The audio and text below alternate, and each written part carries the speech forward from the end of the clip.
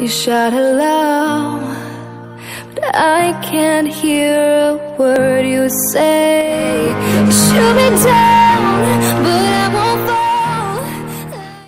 Longonya na yo Magic TV, yon est leader ya baché. Pas exprès belé depuis au bandit. La saison si la théo, les contraires aux Obakisa, Maïna, Moussala na yo. Magique, au-delà de l'ordinaire. Magique, chez la Banamboka. Magique, au-delà de l'ordinaire. Magique, chez la Banamboka. Magic TV zapona yonanga bakongole nyonso ya totala. Magic TV ezandeko éduque masse.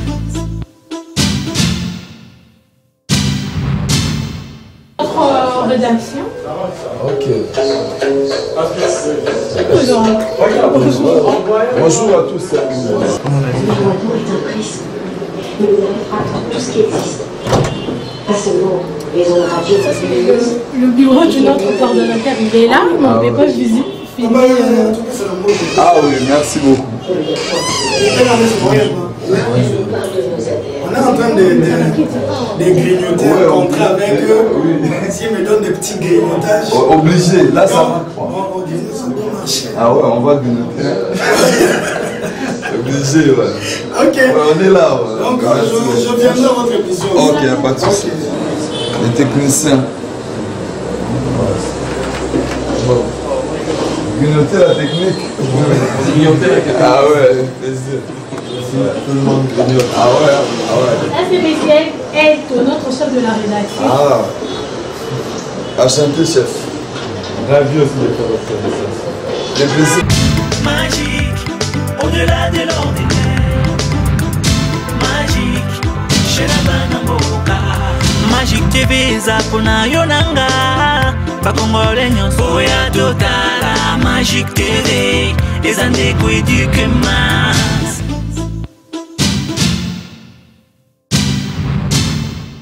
Bonjour à toutes et à tous, bienvenue à Magic Télévision. Dans cet entretien du jour, nous avons le réel plaisir de recevoir pour vous M. Hans Luzolo, qui est Hans Luzolo. J'espère que vous le connaissez tous bien, c'est un humoriste congolais. Mais au cours de cette tranche, nous aurons plus de détails sur lui, comment il a commencé, qu'est-ce qui a fait ce qu'aujourd'hui qui s'impose dans les milieux du diaspora. Et je profite pour cette occasion de dire bonjour Hans Luzolo. Bonjour et bonjour à tout le monde, bonjour à l'équipe technique. Et puis voilà. Hans Luzolo, boni poto, boni Kinshasa, boni nyonso. Ouais, tout ça se passe bien. Poto, Malili, Awa, Moto, donc, mais dans l'ensemble, nous sommes bien. Donc, il y a cela, je pense, 4 jours depuis Nadal Kinshasa. Hans Luzolo, au cours de cette émission, tu as parcours na yo. Hans Luzolo, Abanan Dengenini, Hans Luzolo. Et ça vrai nom na yo ya Hans Luzolo beza sobre que boya kana ngo pour s'imposer dans le monde théâtral congolais ou bien Hans Luzolo. Bon voilà, Hans déjà Hans c'est zappé le normalement de ligne y a pas prénom nanga, on a deux prénoms et puis Luzolo c'est aussi mon nom. Mais en même temps on a comme sous Franck le nom de ma mère que je porte aussi na ba l'identité nanga. Et puis voilà, début nanga je sais pas mal des ba congolais ba ebinga na banana groupe Sinark vers les années fin 2002-2003 et puis jusqu'aux preuves du contrat si le long a besoin d'un acteur à Sinark. Genre à mise en disponibilité indéterminée à Fali pour pas. Voilà, donc on a la mise en disponibilité. T'es sûr on a besoin d'un babin à l'élo na Okende. Na Kenya na zala toujours open pour na bango parce que c'est de là où j'ai commencé avant la banane à l'église. Mais je savais pas ce que j'avais à moi na été qui koko malelo oza président Caleb Nemutu à la Kisinga théâtre. A expliquer nga batele marandenge nini ba jouer ndenge nini ba sala ndenge nini ndo moni lelo na comité lelo. C'est pour cela que je suis très reconnaissant envers groupe nangati lelo na zala caractère asina malgré succès malgré tout je reste toujours na makula papa na Caleb Tukeba malgré succès malgré nyonso na makula papa Caleb Tukeba Hans Luzolo ebisa biso no botami wapi na Kinshasa na nini bino kozala bongo na botama soki wapi date bombi tenga bonga la botama na Kinshasa. Je suis né à Kinshasa na commune Alema na mona Alema mais na vandi quand même un peu partout année au moko ebibiso ba congolais aka oya anniversaire à mutomo la Je suis né le 4 février 1900. Mais na poto ezala raté. Moi je suis né. Quand comment moi na poto, voilà, na comment moi na poto nanuti, na artiste. Pour bana poto ndia bana na ngai. Parce que bon ba botami kuna ba okola kuna ba onyo. Sozo mo ba on est bana poto, nous on est des venants. Mais na robomba kaka problème sur na roye biso yo obimi mukolo. Ozo mon. Dem sur na ngana choli to. Et yo mona mukebo na okene no wapi. Ya mo to koma robang. On veut dire moi je suis né le 4 février. D'un certain naka na ba 80 ans et quelques on a donné ça on a la kitina c'était pour lui bika total à paix. Moi les athées suppose mon donc. Chers téléspectateurs, les lobo bon à point niveau en ça zo grignoter bisa. Bobo ça va pandi popo c'est quand même en se le parlez-nous un peu exactement comment tu as fait pour t'imposer dans mon théâtre parce que c'est pas facile. Oye ka pas présent Caleb okuta ki pe ba misusu. Et l'oroni oyo yaki na ya siko et ça qui batu va tirer plus attention dans ce jeu. Voilà, dans le début, comme on dit toujours, le début a été toujours difficile. Le début, mais c'est difficile à s'imposer. Pour nous écouter, Jeanne et Belair, tant autres, Johnny Kabessa, Bob, lui c'est un ami, Patrick Ting, Doucouré, garçon qui Belair, fait Patrick. Il y avait tellement de monde. Si que dans un guide, moi style n'est ça là. Donc normalement pour y banal, il faut créer carrément style. Na bande ko tata bana air morobo parce que j'aime trop ça et c'est un ami à moi na dinga ke trop. Et mon romero qui m'a on est présent non. Tu dois faire ta marque, il faut en avoir yo pour découvrir on parce que aujourd'hui ben na sima mutu ya vivant pour y baner ça la passe. C'est à partir de cela, né na komi ko créer moi si c'est maman va français. Vous au monde. Na évidemment oloba bien et à ma cité mais moi na ke na je te tutoie. Bah tu veux sur le romo luga. Nazo en place nazo emplacement dans n'importe quel temps donc nazo le bango bon c'est à partir de cela malé bah comment faire découvrir je suis clair dans le bango na sina je n'ai bon dans le bâti je n'ai jamais été un privilégié dans le sens que acteur ou griffe azana et bien OK rôle principal bah sur Ans Muto Sala non je faisais que des interventions moi tableau mon des tableaux soldani mais malgré tout ça na ba lo bando pesanga ya miki j'ai fait un effort de s'imposer. Aujourd'hui, on est sans ignorer, s'il faut citer, je n'ai qu'à 4 acteurs. Je n'ai 5 ou 10. 4 acteurs connus. Je suis Congo parce que tout le monde l'a Congo. Parce qu'aujourd'hui, je suis parmi ces artistes, ces comédiens, humoristes et à RDC, à Talana Marane, pas étranger. Je fais partie de l'Osso Total National, non, ça la partie à parmi ma mère et à Sinar. Donc, ça parce que na créé qui moi style na les lots monde tout le monde grignote bah nous sommes comme j'étais grignote yango pesa na pe maele na sali pe ligne de vêtements na ngamo. On va y arriver voilà. On se le parlez-nous un peu qui vous a inspiré vous personnellement dans le monde théâtral congolais. Personnellement, je n'ai jamais été inspiré par qui que ce soit mais on apprend toujours chez les autres. Natala ba style ba tubele ba style ba vieux gaou ba style ya moi ba jeune pe belé o ya kala. J'ai pas vraiment de modèles, je dirais. Bon, tous à la claire,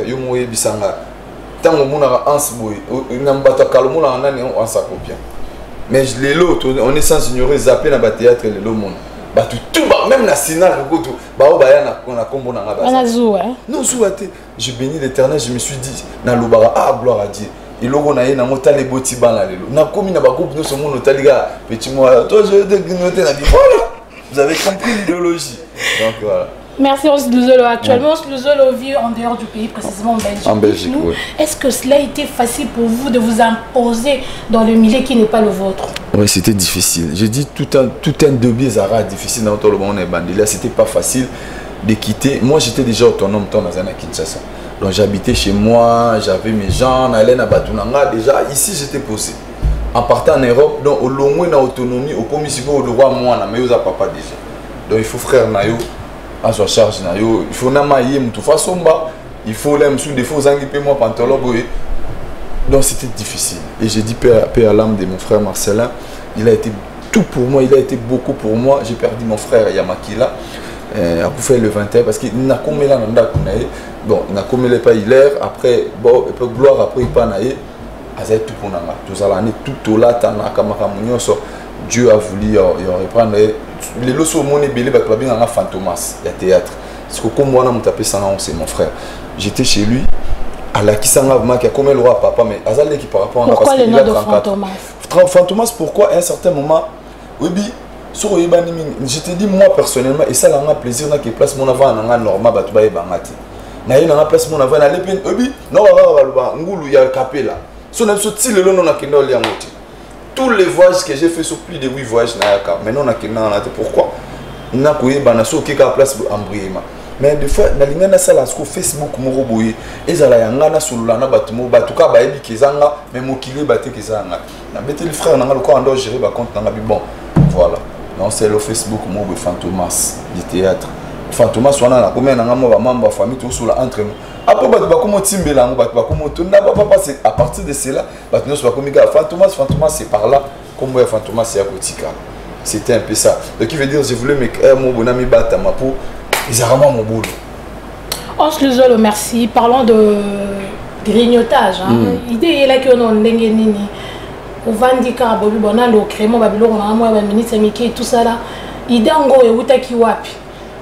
Bon en fait idée n'a pas c'est sous merci Pax Medina suite bon as manager nanga parce que je reste artiste même ma vidéo tout bon monde sur les réseaux on a tourné ya bango bazo poster ou soit yem tazo filmer en fait l'idée yem taye nga idée et c'est en ce moment là que les co-fans nous vendent boy au ko sala ba featuring na ba pecho ba sala ba théâtre même si nga avant j'ai pas assez de temps o teto mekato mekana filmo bato sur les réseaux sociaux bo beti tata Oscar bon mon Oscarine c'est à partir ya et tant to bandi vidéo na ye na vendre jour sur batinga capture d'écran 1 million de vues bato ba c'est pélivier bato ba bien maté parce que les Congolais tous les Congolais ba ebinga mais ba étrangers ba yo découvrir c'est à partir de cela aïe au sel en Instagram on a au sel à l'élo tant à celle Instagram papa tout bandi ngamo na poster ba vidéo première vidéo nanga je crois je me souviens na salara ba tout nanga nanzela bonjour mais si vous êtes congolais OK quel est le président actuel Bibi série makambo ba élection na bu pour l'instant je suis au fenêtre de président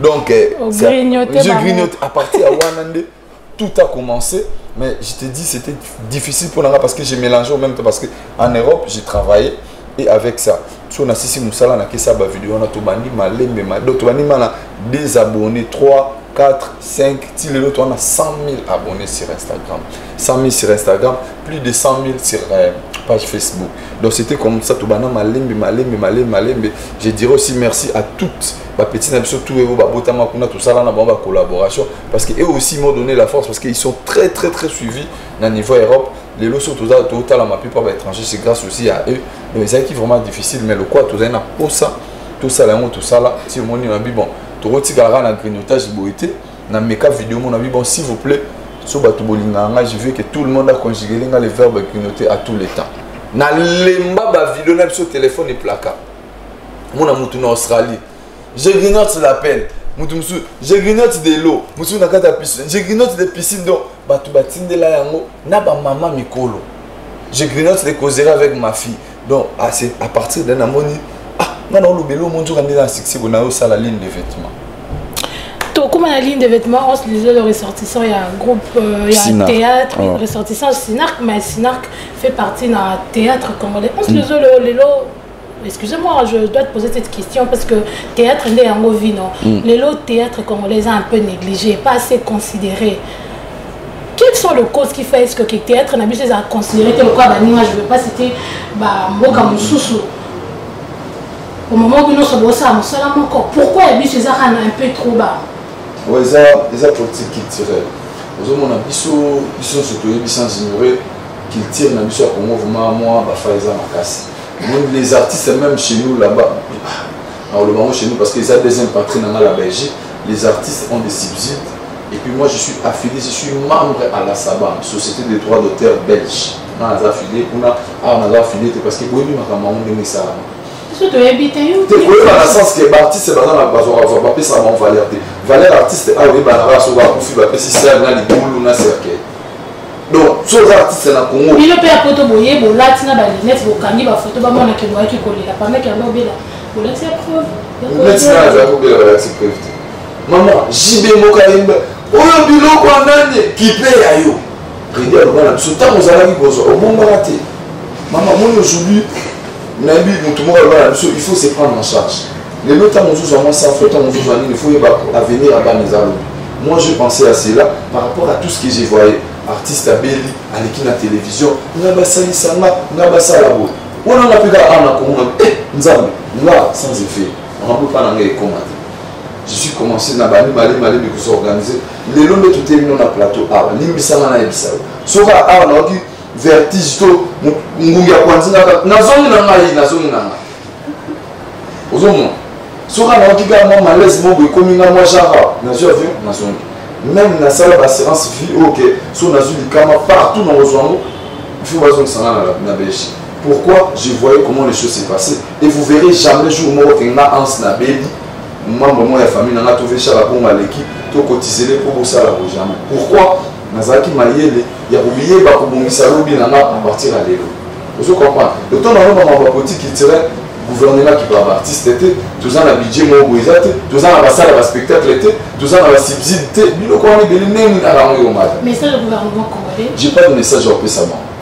Bah tu belé, rien n'a changé. Tu vois, tu penses moi, ça peut rien changer. Et changer dans le côté, mais ce souci dans ces alaks, nous les artistes, comédiens à Congo, bah c'est absolument valeur. Maman, les lots à Togo, 5-6 artistes, bon, donc c'est la film en Belgique. Bah tiens, il y a un ambassadeur, au moins à Bango, tout le monde a un passeport, bon, refait visa. Pourquoi est-ce qu'un artiste va copier les visas? Pourquoi il y a des bateaux par rapport à Galère sur la quai Barzon Maté? Vous comprenez? Il y a des Barzon Maté, il y a des artistes qui sont invités aux États-Unis. Je pense à Washington ou Dallas, il fallait remettre bon trophée. Moi, je faisais partie de l'équipe. On a contacté la partie de la Belgique parce que moi, je peux aller partout. Mais quand on est ramené les salaires, il y a un événement, ça n'a pas bien jamais. Mais Bango a un ambassade d'Amérique pour avoir visa. Tous les artistes au Bango ou Congo, ils ont un visa. Vous comprenez? Les États-Unis ont un visa parce qu'il y a un parti sur les bases sur la États-Unis, ceux qui participent dans la position où les lots sont basés. Et ça, on a la télé, on a l'ambassade. J'étais en ambassade des États-Unis, on a vendu, on a fait tout le monde en Amérique, on a dit, bon, ok, maintenant. Ok, on a l'ambassade. On a fait si bon, on a accès sur Internet, j'étais dit dans une minute, je suis désolé, dans une minute, ils m'ont accordé un visa. Pourquoi un visa? Parce qu'il y a dans la carte de résidence, il y a pour tout le monde. Alors, qui m'a été parce que Nazara déjà en Europe. Mais au bazar, on a reçu qui bon ça la nini. Qui m'a bâti à la pourquoi l'État n'a pas su nous rappeler si bon valeur. Sur l'artiste c'est déjà avant la vie à bien. Aliaka bien, Alala bien, m'a ramené sur ça. Aucun sort qui m'a apporté au sang. Tout le monde a un bâti ça en Nigeria, tout le monde a bon en Europe. On a. Aïe n'a ça des films menés à Balou qui a son. Mais bien sûr pas la mission c'est difficile. Mais il y a un certain lélo pour voir comment on va faire ça. J'ai fait ça, ça, à la D, sauvé par le président Calais. On va ça là-bas, parce que quand on a aussi un visa, il y a un accompagnement. On a ça là-bas, on a la publicité, on a ça là-bas, on a vérifié, voilà. Au bon moment où il y a des gens, tous les acteurs, on a à part théâtre. Bon, c'est les visiter. Il n'a pas qu'à bébé. Alors l'État n'a plus souvent appelé ça artiste de valeur. Pour bateau, bazar di bande là-bas, on a que bateau bazar de valeur. Attends, on a appelé visa une semaine en salle dans la zone. Non, on va appeler ça dans la 2 semaines pour la Kiko. Dans la zone. Merci, c'est quoi l'actualité pour le moment en ce moment? Je suis à Kinshasa bel et bien. J'étais à Nayaki Awa. Actualité, il y a 2 semaines passées, j'étais ici dans Nayaki Matanga à Pouloulou. Nayaki, Nasongi, Naye sous mardi parce que je suis venu parce que Nabaki. Oui, maintenant, on a intérêt pour venir au Kékina. Non, ça n'a rien à voir. Tu vois, quand Souzou ça va tout le monde, on a passé de très bons moments. Je te dirais, les anecdotes, on a aussi sur le bateau. So, on a parmi les bateaux, on a passé sur les forces de Ibanana. À cette époque-là, il avait beaucoup de succès. Il suffit de retourner là et c'est comme moi aujourd'hui. So, ça, il y a un qui n'est pas ça qui bon. À cette époque-là, nous, on a profité. On a tant pour la Nazana Matanga, pour la prof n'a pas de tant que frère n'a comment raisonner qu'est-ce qu'on peut faire. Donc mon équipe est tout s'organiser. Pour nous, c'est quand on est samedi, nous on a acheté les billets jeudi tout yi. Kingakati, c'est madame Suzanne Nature. Moi c'était la toute première fois on a visité la zone à Moni Bania. Mais pas qu'on a nous auto-visite. Mais oui, nous sommes des organisés matin. On a la télévision là dans le Congo. Et quand on a déjà c'est là mais nous on va ah ya Kingaki. Et ça qui est bien, moi c'est un grand plaisir de vivre dans la résidence privée.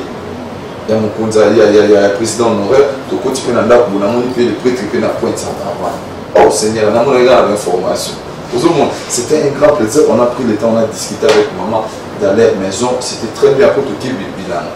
Tout le monde qui pour nous est bio. Pour nous qui est la porte de la Bissau. Tout le monde pour nous, pour nous, pour nous, flou. Trop long, on est là, je vous dis. ozomona ezalaki expérience moko ya bien franchement nga personnellement esalenga bien tout alaka plan la mosusu ya mwa transport te mais ekozala ensemble na mama wana na motema monene na ye azalaka naona akelinga yambaki biso nakomisa nzambe nazosambela kosoba moninga na ya na ngaka na osekisa bana mpe na ndako na koya solution. Merci l'homme de grignotage, hein, vos impressions par rapport à Magic Télévision. Franchement, moi je suis quelqu'un optimiste. Tant mon griffe à solo là na ngai magique na ba bidon na hésité. Là on m'a dit à mon vidéo na ngeli là, je fais des efforts parce que là mon tout trop chargé. Attends là Kinshasa c'est pareil. Mais je prenais quand même le temps de routine là des fois ba vidéo pour y aller ka. Parce que mon gars là n'attend une collaboration avant de m'amener sur Yakasi. Moi l'argent vient après. Tout négocier tout solo na mon très bien à côté moi di bande ya makamusu aza makamusu. Pour moto les autres libanda mais sur côté là m'a dit que tout est magique. C'est vraiment magique. Donc j'ai vraiment apprécié, j'ai vraiment aimé la moni accueil là, chaleureux boyambinga vraiment à ma qualité d'artiste. Ça fait un plaisir et puis dans l'optique la vie aura dans zone c'est la vie sincère. Merci on votre mot de la fin. Enfin tout tic à grignoter les téléspectateurs de l'émission. Ouais, mot de la fin, je te remercie de m'avoir reçu ici dans ton plateau. Merci. Et je remercie toute l'équipe technique et tout le monde sur les occasions bana Congo nyonso naza na Kinshasa. Naza na Kinshasa pour l'instant naza tout bakoza na posa bakota contact na ngai bakobe na numéro ya bureau pour naza na noir au publicité au ni tout je suis là na kozo ngati na mars parce que moi Congo za ya biso nyonso mutaro tika mutaza na la même ambition politique. Donc voilà. Bako zonga na 09 90 63 03 11 09 90 63 03 11 wana so babenga bakota contact na équipe mobimba on soit ba ndengeli tout ça na pesi bango te na baye balinga ngami na pesi bango te na tête ndala aboko banka za parmi bato ba soutenir nga tika ngaiti na pesi bango te na bato nyonso ba soutenir nga de près et de loin Trésor Congo mbemba équipe mobimba kufukumba wana na pesi bango te na famille mobimba donc na résidence P Carmel Escan Nazali toujours continue toujours combat naza pe na ba tournage déjà semaine prochaine si na na pe ma semaine mais na pe mina na pe karaté semaine prochaine je pense on va grignoter avec toi. Merci messieurs on se à vous le plateau grignoter les balandina il faut ça parce que dans la zone les autres ça na inspiration mususu bon parce que au moins na Kinshasa nde ba Kinshasa za na ba réalité na biso na dokendala totika ba makambo mususu te to ekokuta ndeti likamoni papa. Pourquoi ton a commis l'aéroport en Chili, premièrement, na commis oh mais c'est pour moi na la route au batamato. Allez vite à chapeau, c'est un événement na longo. Oh allez vite à lunette, na longo lipe. Oh ba wana photo. Ah papa. Fa photo ni na pesa noka ba photo na saki. Oh te fo to kanga photo. Ba kaenda photo. Ah mutu ana banda zo ki photo. Azuta la photo na ba l'ordinateur azo ça na tune messi. Y a-t-il un problème? Oh papa ah na tout monde le mususu na photo zo miselo na kokobio ko na binga. Ni famille, ni ndeko. Et l'autre côté, oh ah vous m'avez donné, on pousse sur à valeur de l'ordinateur. N'a mon ami mona. Il y a quoi au sein de ma famille. Na bandion on biso za ko le sika na biti. O le ba kana na bandika ba prier wana zo ni saka shindo ko to ba passer sur ba ngalo. La ba bo soto lo na lobi asina kene no mpanti ba bengi mutu utende Belgique ba kusimba. Papa, donne le passeport, tel passeport. Nous avons un combat congolais, mais nous avons un congolais. Papa, au bon moment, nous avons un non. Nous avons un minute. Ok. Sur les abonnés, on a le campagne de pressé déjà tout le monde dans l'avion. On continue à avoir le point, nous jouons le papa, tel le monde nous avons pas de bande de bois quand nous sommes en Babylone. Nous avons des amis qui sont papa, il y a Congolais, na retourne deux questions pour me mettre tout dans question de monsieur Zali puis la présidence sortant la présidente entrant ah mon beau yeso za comme ah boni boyo ah papa mon cola question pas pamba président sortant China Rambo président entrant Fatih Beton Alexis ba mo na ke na za vraiment mwana ya Congo ya solo ya mo ni série mo boton kana kiti to ba libérer na papier na passeport na so bimara wana na nini na aéroport no article c'est ne va tout quand même tout niveau article les locaux au batandi donc on va changer article c'est que ma comme ça en français que vous voulez pas de vidéo grignoter article je te mange pas grignote moi na bisayo na bani ko pesa na to pesa na pesa bono na bimisi na mukande ke nous avons un beau jeu de dormir ici. Donc, nous avons tu sais qu'on y a mis ça dans l'aéroport, on se dit là. Donc, il veut dire que ça, en réalité, même si on a pas tout le monde, on a tout. Parce que n'a pas tout le monde, non, on a souvent dans 3 ans. Mais des fois, au lobby français, bon, non, papa, on dit pas ça, on dit ceci. La femme là, je me suis maman, elle dit, moi, on a papa, s'il te plaît, aujourd'hui, je veux aller au toboggan. Ah! Non, la police n'a pas non, on n'a pas comme vous. Toboggan? Jusqu'au téléphone, on a bien fait voir les mains dans la porte. Allô? Ouais. Et donc, il y a les biens. Bon, il y a. La binaza, moi, on a tout mis ça. On a tout mis le gars de Toboggan. Ah, petit nangai. Aux autres, ils ont gagné le Toboggan. Soumé les bagarres, on a tout ça, on a comme un gars. On a mis tellement de mal, on a bagarre. On a quitté la boutique dans Zeman, on a bagarre dans la piste. Moi, on a voir qu'il y a un papa. C'est pas ça. Tout le monde a Toboggan, ils ont dit, bien. Tala. On a mon côté. Tout le monde est là. Autour de la bâtisse. Ils sont milieu. La douleur est médicale, mais ils sont là dans mon téléphone. Ah, tu veux la vidéo à chaque Congo. Si on a posé au Tinda. Et toi aussi, ça va dans Toboggan. Donc, on est Toboggan dans la Modiemba. On va pas la matin, Mati. Vidéo à chaque exemple, les longs de faire Marambo ici. So, parce que nous, Nicolo, on va faire la perception maëlle. La perception maëlle, pour que nous apporte comme il aura pour qu'on a commis pour nous tikuna, bah tu vas commis à partir de la réception dans la Kinshasa, dans la Nami qui, bon, il va bien nous déposer le téléphone. Film ou ça, mission événement. Aïe, la copine, bazali a reçu un abonnement ici, bah il y a une réception, un ticket téléphone ou balati. Bah qui n'a pas encore la continuer. Bah depuis quand des améla qui déjà dans la lalle. Oh. Moi, ça me dit mon téléphone. Ah, mais je suis avec mon mobile. Alors, il y a un réseau, beaucoup. Parfois, il faut que carbone bébé parce que la réception bébé, je t'aime. Baiser des gilets, à carbone. Quand tu as commencé à bannir, ah, bon, yok. Bah, ben, moi, je suis bannir, ah, bon, le bannir, on a tout ça. On a l'oublié, on a rien à prendre. Que l'autre a l'air de bien ça au coup. Avant de bannir l'hôtel, oh, on a été, on a été. Ah, c'est quoi, elle qui veut dire que Mikolo faut à la prina. Na sala pe constamment au boy. Na ina Kinshasa. Vous on a moi sina mobile bazo tamula na nzela. Papa kuna mama mpanzi. Mais bato ke nzela pour ani ba simani ka la tête ba ke nzela mo. Mutu na mutu mpanzi mais tala mindele ni batambula. Biso to lembati. Na ba mu na ba serré. Bizu ebele ko simana nzoto nde bazanga ba chamba. Mais son côté na ndako na bango mona baba mwana moko. Mais biso mutu na mutu tamula na mpanzi na kele na ndako 12 enfants. Merci en fusion de l'homme de grignotage, chers téléspectateurs de Magic Télévision. C'est par ici que nous conclusions avec... Comprenez, c'est l'homme de grignotage. C'est par ici que nous mettons fin à notre entretien du jour. Hein. Nous avons eu la chance de recevoir dans notre plateau M. Hans Luzolo, un humoriste congolais. Il évolue actuellement en Belgique. Merci à tous. Retrouvons-nous la semaine prochaine avec le nouveau numéro. Merci. Au revoir. Merci. Au revoir. Chanter. Voilà. Cher tout le monde que tu me suis, moi, c'est Hans Luzolo, je suis à Magic Télévision. Pourquoi je suis invité ici? Je suis l'invité spécial pour l'agriculture, pour le chemin de saute-mouton. Tout le monde, il est toujours en embouteillage par-ci, par-là. Beaucoup de femmes, ils ne savaient pas. Je suis invité au restaurant pour grignoter quelque chose. Moi, je t'assieds avec madame. Je suis là, bon, hein. Monsieur, il m'amène la menu. Mais c'est qu'est-ce que vous allez méniser? Je regarde la menu. Donnez-moi le cochon d'Inde. Maintenant, la fille, comme elle ne sait pas lire, il n'est pas entré à l'école. À petit moutou, il te tape la tête, il te bouge la tête. Meni makamba komi, nazo ebate. Tarama ça bien. Papa, viens. Le monde non meni, il a un saut de mouton. Pour la il a un saut de mouton. Regardez ça, ngombe na kayoka besio la baba. Soko ni saut de mouton, c'est photo qui est na pompage.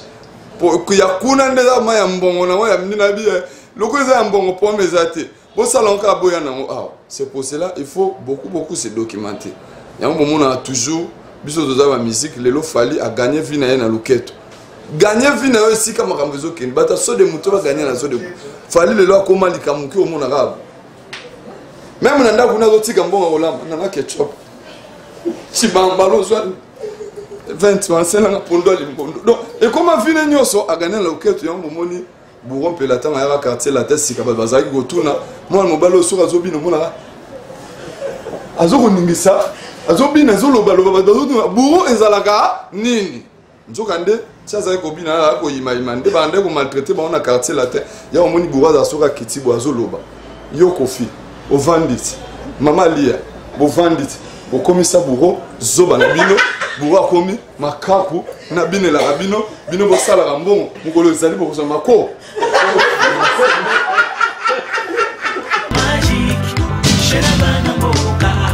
Magic TV zapona yonanga bakongole nyonso ya totala Magic TV ezande ko éduquer masse.